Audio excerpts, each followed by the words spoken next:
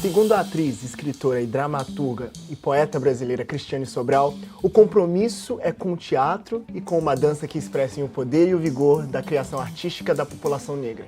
Dramaturgia negra no espaço acadêmico brasileiro é um tema pouco discutido no universo eurocêntrico das instituições de ensino superior. Nomes como Abdias do Nascimento, Solano Trindade, Ubirajara Fidalgo, Kuti, entre outros, continuam desconhecidos pela grande maioria.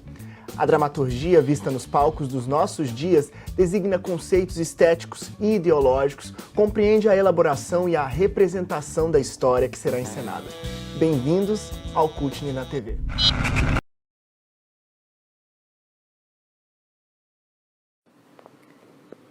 Não foi à toa que o ano começou em uma segunda-feira. Segunda-feira é dia de Exu, o mensageiro, Laroye. Somos muitos e muitas. Artistas pretos com muitas mensagens para passar. Cada um com seu conceito, sua forma de falar, interpretar. Corpos, vozes, silêncios. Em solo já fazemos, mas ainda é pouco. Precisamos de mais. Queremos mais. Tem muita coisa na garganta para ser gritada em forma de poesia. Tem muita coisa que o corpo quer falar. Queremos significar e ressignificar os rolês mal contados. E queremos fazer em coletivo. Porque o nosso sentimento é de tribo. Sabe? Wakanda. Fortalecer o movimento. Queremos juntar as manas, os manos, as monas, geral. Para fazermos juntos. Nós por nós, do nosso jeito. Como descendentes de reis e rainhas que somos. O ponto de partida será esse. 26 de fevereiro de 2018 será marcado como o dia. O nosso dia. O dia do nosso primeiro encontro. Nasce a nossa segunda Black. Eu estarei com os meus. O ator Denzel Washington disse uma vez que sonhos sem objetivos são apenas sonhos. Essa frase impactou o nosso convidado de hoje, que abandonou o curso de engenharia para se dedicar ao teatro. Fez a escolha certa e recebeu com seu primeiro espetáculo, Todo Menino é um Rei, o prêmio de melhor ator no Festival de Teatro do Rio. Ele é de Angola e, ao chegar ao Brasil, tornou-se assíduo frequentador de teatro e hoje está integrado no cenário da dramaturgia brasileira e, junto com a atriz Sol Menezes, escreveram um texto teatral que se transformou no espetáculo Lívia. Residente do Brasil, ele faz parte do elenco de Segundo o Sol, da Rede Globo, com o personagem Dominique Lundala. Hoje nós vamos conversar com o ator e roteirista Licínio Januário. Licínio, muito obrigado pela oportunidade de estar aqui com a gente. Fala pra gente um pouquinho, de Angola pro Brasil, como é que aconteceu isso? Engraçado. Então, eu venho pra cá pra fazer engenharia civil e eu fiz até o 8º período, tava estagiando, escrevendo TCC. Só que assim que eu cheguei aqui, eu já vim me inserindo dentro da cultura popular. Eu sou instrutor de capoeira também e eu faço parte de um grupo de pesquisa do samba de roda, né? Então eu já venho, assim que eu cheguei aqui, eu já vim com a questão da arte quanto transformação, né? Inicialmente pela capoeira e samba de roda, e isso me levou ao teatro. E quando eu cheguei no 8º período, me deu um clique de não era o que eu queria fazer, na verdade, e com a capoeira eu passei a ter o contato em muitas comunidades e tudo mais, né? E eu venho de uma época de guerra, no qual o meu pai subiu na vida, cresceu e tudo mais, então eu venho com uma outra referência, né, de teatro, de televisão e cinema, né? E para mim eu ia contribuir muito mais trabalhando com arte do que com engenharia civil, né? E numa Sim. fase também onde as empresas estavam fechando e tudo mais. E aí eu tranquei a faculdade buscando contribuir nesse lugar, né? Trazer uma nova narrativa, porque assim que eu vim para cá, eu me deparei com uma narrativa que eu falei, caraca, é só isso mesmo? E aí eu, quando tranquei, eu fui fazer cursos de teatro e tudo mais, e aí só se falava de Shakespeare e tal, e eu cheguei nessas coisas, eu falei, cara, Sim. não é isso que eu quero falar, né? Eu não tranquei a engenharia civil para isso, né? E daí eu comecei a escrever, saiu o Todo Menino é um Rei, Sim. o meu primeiro espetáculo, depois eu escrevi o Lívia e tudo mais, sempre buscando uma nova narrativa, né? Que vem desmistificar o olhar do negro, principalmente aqui no Brasil. Você fala de desmistificar o olhar do negro no Brasil porque você tem um olhar como estrangeiro. Como é que Sim. você, como um estrangeiro, enxerga o Brasil? Como é que você enxerga... Como foi para você chegar ao Brasil vindo de Angola? Nós sabemos que vários estudantes de Angola vêm morar no Brasil, vêm estudar, vêm fazer intercâmbio. Sim. Como é que se dá isso, o olhar do angolano para o Brasil? Entendi. Então, o Onjak, um escritor angolano, há pouco tempo, conversando e tal, ele falou uma coisa muito interessante. A independência de Angola foi conquistada, né? E aqui não foi conquistada, foi um outro processo, né? E o fato da gente ter conquistado a independência nos fez estar em outro lugar de empoderamento, não digo apenas estético, como econômico, né, e intelectual, de alguma forma, né? E porque após a independência, a gente começou a reconstruir a nossa história, né? A gente está nesse processo, né, de reconstrução, mas por nós, né? Sim. Então a gente tem um processo de busca, né, onde a gente não tem barreiras, né, nesse processo. E assim que eu vim para cá, eu me deparei com esse choque muito grande porque é engraçado que lá a gente tem essa parada cultural no portão de casa, né? Todas as manifestações e tal, e aqui eu vejo um processo de resgate dessas manifestações culturais, né? O que eu acho muito forte e muito importante, né? Mas a questão do negro aqui no Brasil, para mim, foi muito forte, né? Foi? Ver porque eu vim pra cá e eu morava na Barra, né? Os meus vizinhos não tinha nenhum negro, né? E eu vim de toda uma construção que minha família é negra e tal e tudo mais. Tipo, lá em Angola, classe, sei lá, não sei, baixa, não sei, classe baixa, média, alta, todo mundo negro, né? E a gente vem de uma construção de um tá junto com o outro, independente disso, né? E aqui eu não via isso. Você sabe? levou um susto quando viu os negros brasileiros numa posição que você não esperava? Foi. Que era todo mundo assim? Porque pisa no aeroporto, como é que é? Você pisa no aeroporto e você vê quem serve, quem tá servindo. Pois é, então essa questão foi muito forte, porque, enfim, a gente tem uma construção de assistir a Globo muito grande, né? Eu assisti a Globo, tipo, a minha vida inteira, né? E aí a gente via, tipo, os atores mais antigos, tipo, o Ailton, o Milton, Lázaro e tal, e tudo mais. Quando mais novo, eu não via, tipo, essa diferença de, tipo, tinha apenas um ator negro, não conseguia enxergar isso, né? E tanto que, no automático, a gente acaba indo para um outro lugar, né? Eu lembro que eu assistia muito a novela e depois de um tempo eu parei de assistir, né? No automático, né? E quando eu chego aqui, aí eu vejo, tipo, muitos negros apenas no lugar de prestação de serviço, não vejo os negros dividindo os cargos chefes, né? Que eu acho que muitas coisas vão mudar aqui quando os negros começarem a ocupar os cargos chefes, né? Querer, eu vejo que querem, né? Mas, enfim, é uma barreira que vai ser difícil de furar, né? Mas eu enxergo que muitas coisas vão mudar aqui quando os negros começaram a ocupar os cargos-chefe, né? Porque, por exemplo,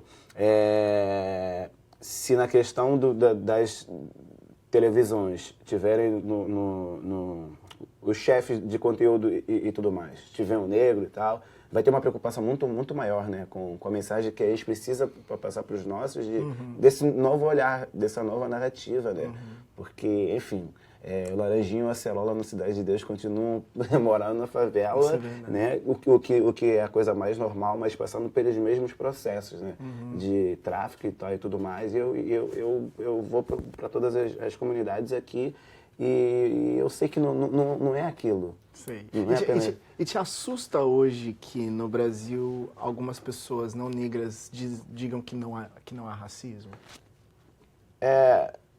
Te assustou, assim? Sim, porque, enfim, nós sempre seremos cegos perante aquilo que não queremos enxergar, né? Sim. E aquilo que a gente não sente, a gente não tem as pessoas não entendem isso, que aquilo que a gente não sente, a gente não tem o poder de falar, né? Não tem o poder de julgar, né? Eu acho que toda essa relação machismo, aborto, racismo e tudo mais, cai muito nesse lugar, né? As pessoas que julgam são pessoas que não passam por isso, né?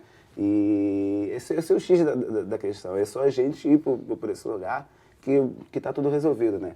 Eu fui para uma mesa há pouco tempo na Unirio. Sim. Eu cheguei, era uma mesa do Teatro Internacional, tinha uma galera da Nigéria e tudo mais. E quando eu cheguei, eu perguntei para a produção, posso falar? Eles falaram que eu podia. Eu falei, tá bom, eu vou falar. E eu era o último e o mais novo, né? Eu comecei dizendo, cara, eu tenho muita pressa. Eu tenho muita pressa porque eu ando em Copacabana, onde eu moro hoje em dia, eu vejo os brancos, né, indo pra praia, indo para as casas de câmbio, para os cinemas, para as lojas e tal, para os restaurantes e tudo mais, e um monte de negros, corpos negros espalhados no chão. Então eu tenho muita pressa. Eu tenho muita pressa, eu falo mesmo. Porque é preciso falar, a gente precisa discutir essas coisas. E eu falei, vocês sabem muito bem que essa universidade é racista, né? Aí tinha Aí há um embate, porque também vem a pessoa que fala, mas você nem é brasileiro. Tem esse negócio, cara, também de falar assim, você não é brasileiro, como que você tá falando aqui do Brasil? Comigo não. E se alguém disser isso, eu falo, cara, eu moro aqui metade da minha vida, entendeu? Então metade da minha vida que eu venho passando o mesmo processo que todo negro passa aqui nesse país, né? Então, a minha mulher é brasileira, a minha família é metade angolana e metade brasileira, né? Então, esse processo não se encaixa pra mim, né? Pra você. Eu não sou, tipo... Tem estrangeiros que vêm pra cá fazer um trabalho e vão embora. Não, aqui é minha casa. Aqui é minha casa mesmo. Então, percebe-se porque você basicamente hoje mora aqui e parece que você não quer voltar, ou deseja voltar. Tem desejo de voltar para Angola? Então, eu quero ir para Nova York. Eu quero ir para os Estados Unidos, principalmente Nova York, né? Porque, como eu falei, eu tenho pressa. A gente tem muita coisa que deve ser mudada aqui, né? Eu acho que o empoderamento intelectual e econômico preto, ele precisa ter um processo muito mais rápido, né? Eu não quero que os meus filhos passem o que eu passei, entendeu? E a gente sabe muito bem que a gente só vai conseguir mudar as coisas, não apenas quando a gente ocupar os cargos-chefe, mas quando a gente começar a falar sobre dinheiro, né? Sobre dinheiro, intelectualidade e influência. Claro. Né? E essas barreiras são muito grandes aqui, né? Por exemplo, o dinheiro é uma coisa que para nós é muito escasso, né? Porque se a gente for falar da herança em relação ao processo de escravidão no mundo inteiro, não só o Brasil, a gente herdou a pobreza e o racismo. Enquanto o opressor herdou privilégios, fortunas mesmo, e fazenda e tal. Uma terrinha em algum lugar. Sim. E, tipo, eu acho que a gente tem que pensar, tipo, tá tudo bem. Isso a gente já sabe. O que a gente precisa para que a gente construa isso também, né? Essa herança e tal e tudo mais. E eu quero ir para os Estados Unidos porque eu encaro Angola, Brasil e Estados Unidos como 3 níveis. Okay. Entendeu? Eu classifico por 3 níveis. Que são os países que eu vivi, né? Não, vivi em 12 que quero morar no outro. Para mim, os Estados Unidos têm um instinto de comunidade muito forte, né? O cara que cresceu, o LeBron James, que enriqueceu e abriu uma escola no bairro dele, com as melhores condições possíveis e falou, eu sei o que eles passam, né? Então eu acho que é isso que falta aqui. Sobre essas questões a gente vai falar no próximo bloco, sobre apontamentos para o futuro e como mudar as perspectivas em relação à negritude. Boa, boa, boa.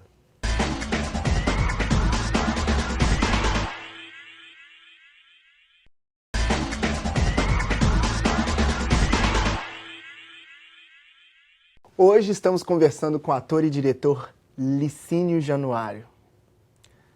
Licínio, a gente estava falando aqui sobre apontamentos para o futuro, a gente estava falando aqui até sobre uma possível vontade de ir para os Estados Unidos, mas no momento você está bem focado no Brasil e no teatro brasileiro, no momento.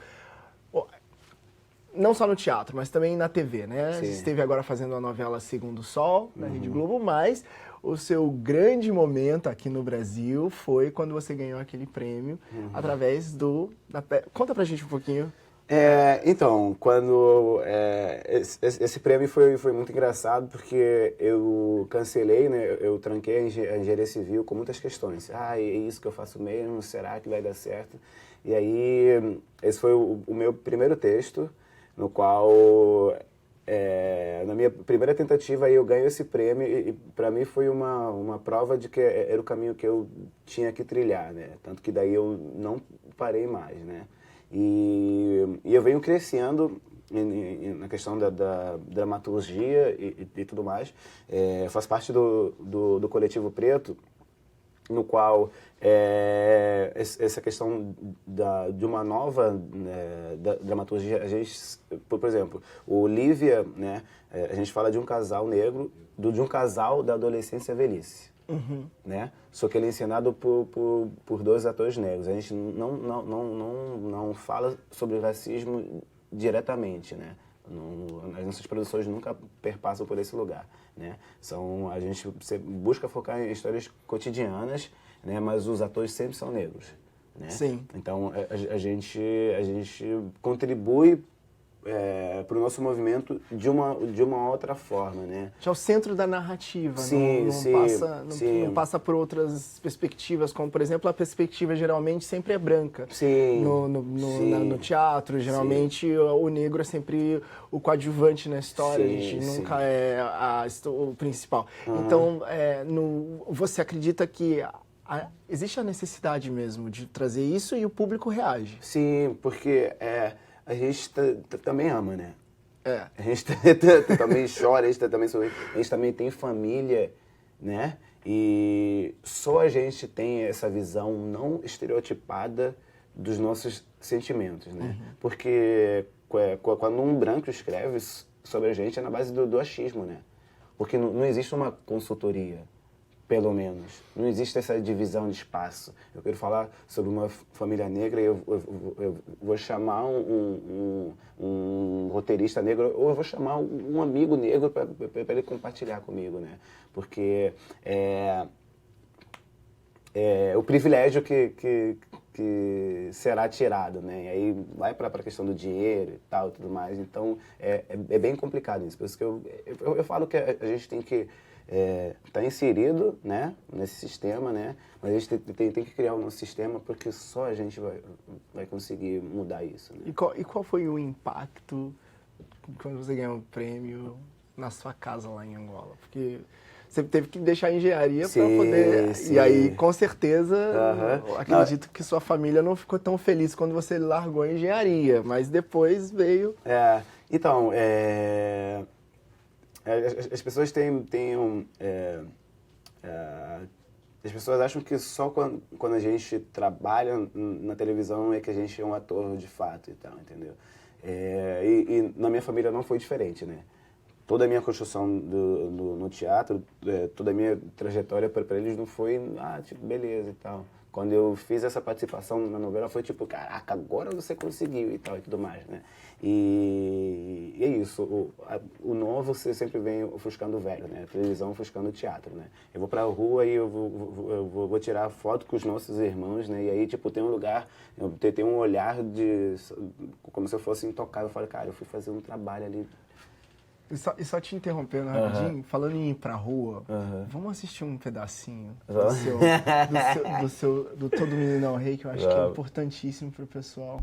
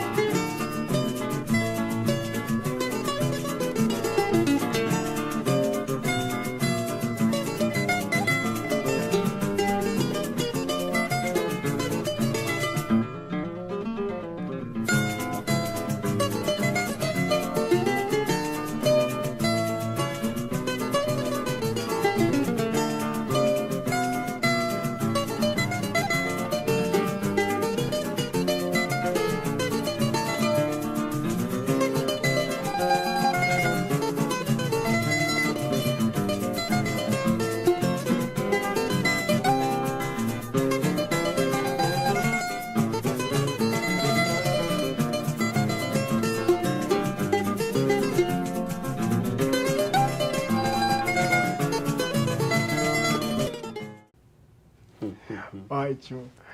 Conta pra gente um pouco sobre esse ir pra rua, que a gente tava já indo pra esse lado da conversa, de ir pra rua.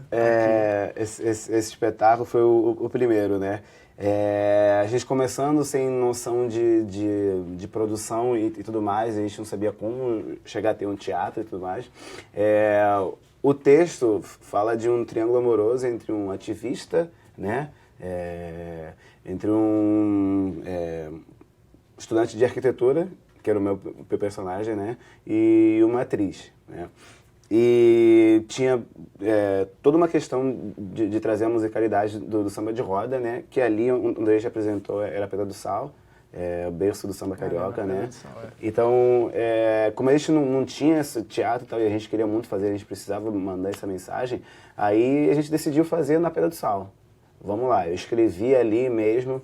E foi um processo muito legal, porque a gente chegava às 8 da manhã ensaiando e tal, ficava até meio-dia, 1 hora, aquele sol.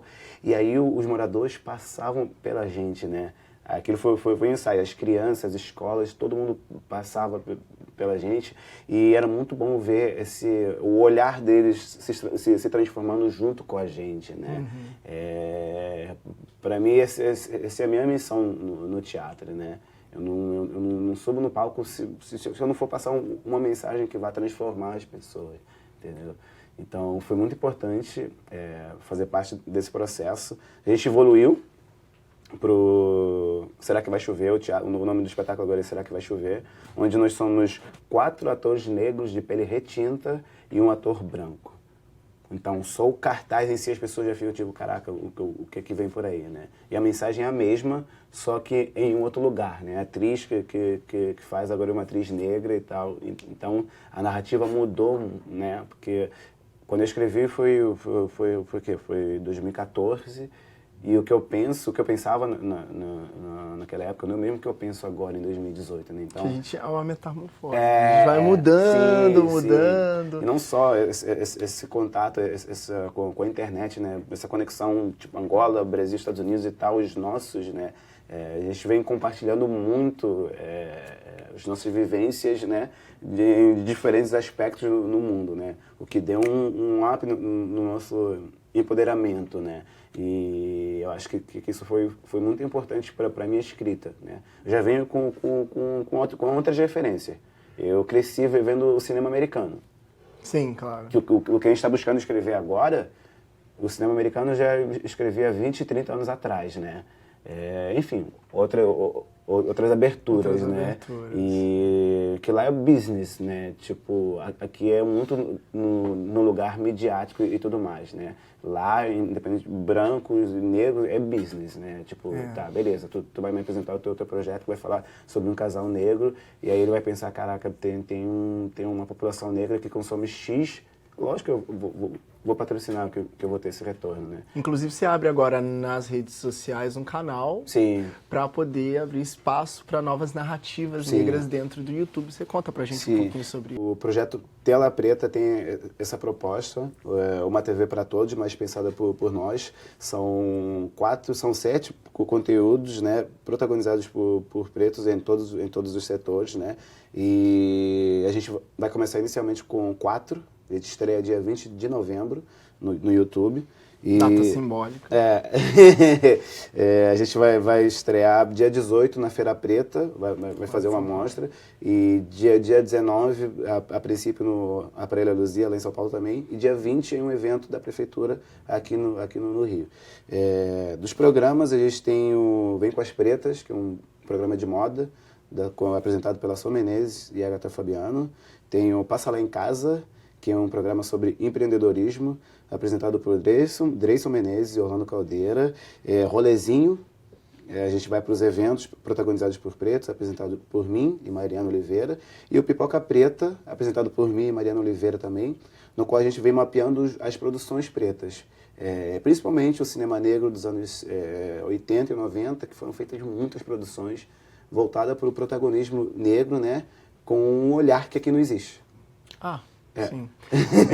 E falando em olhar que não existe, a gente também está falando sobre encontros, né? Sim. Você fala sobre encontros, sobre lugares, e um dos encontros mais falados aqui no Rio de Janeiro é o encontro que você, juntamente com o Rodrigo França, e se, por favor, pudesse citar outros atores desse encontro, que é o Segunda Black. Sim. Então, o Segunda Black surge de um processo que vem da cena preta na Bahia, depois vai para a Segunda Preta em BH, depois para a Segunda Crespa em São Paulo, e depois a gente decide criar o Segunda Black aqui no Rio.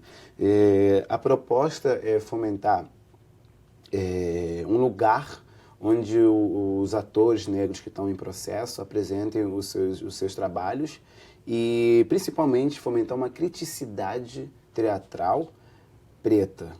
Por quê? Porque os críticos não nos contemplam, né? Os críticos, quando vão aos nossos espetáculos, é sempre um olhar exótico, né? E eu sempre falo que eu entendo, né? Porque os críticos, eles já crescem estudando Shakespeare, Brecht, Stanislavski e tudo mais, mas ninguém estuda os griots, ninguém estuda o kabuki e tal, e tudo mais. E a gente vem com essa proposta, né? De criar um lugar nosso onde a gente... Que eu já fui, adorei, e adorei de verdade. Eu sou super fã do seu trabalho, você sabe disso, e eu queria... Poxa, é pouco tempo para falar sobre tanta coisa, porque você é uma pessoa muito dinâmica. Você eu vou falando. Não, você está fazendo muita coisa ao mesmo tempo. TV, é uma TV no YouTube, é teatro, cinema não, é televisão. Cinema também. Cinema também. Quer ver? A gente nem teve a oportunidade de falar de cinema.